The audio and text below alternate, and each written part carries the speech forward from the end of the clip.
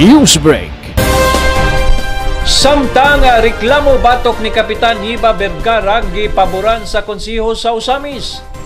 Mayor yang gipaboran sa konseho sa Dakbayan sa Usamis pinagi sa nominal voting ang reklamo batok ni Barangay Litapan Kapitan Iba Vergara.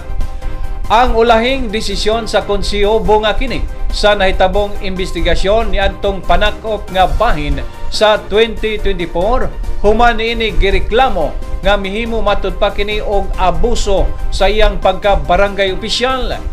Duha ka butang ang gireklamo sa mga individual batok ni Kapitan Iba Vergara ang pagpangilabot nini sa election of officers sa hugpong sa mga senior citizen sa maong barangay o ang reklamo sa graft and corruption.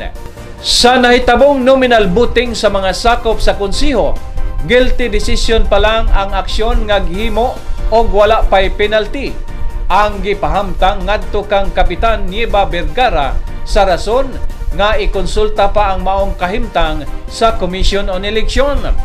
Sumala sa balaod sa COMELEC, bawal mohimo og mga penalty batok sa mga opisyal sa gobyerno samtang epektibo pa ang election period.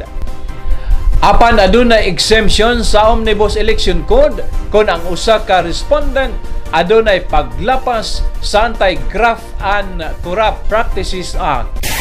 This is just a clarification, Madam Chair, to our Majority Floor Leader, regarding the prohibition of any suspension in relation to the upcoming May 12, 2025 election. I understand that these are prohibited, but as long as there are any charges of Anti-Graft and Corrupt Practices Act, this is a, what do you call this, a non-inclusion of the said prohibition. Am I right, Sir Majority Floor Leader? Yes, you are right, Honorable Siso. If the implementation of the example, if the court finds the sport guilty, so you have to impose suspension because there could be no special on the suspension.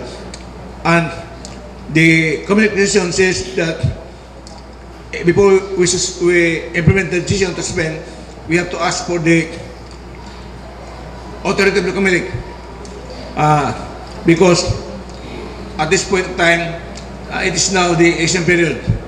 So, if ever our decision is guilty and which causes it the penalty of suspension, we cannot impose right away the suspension.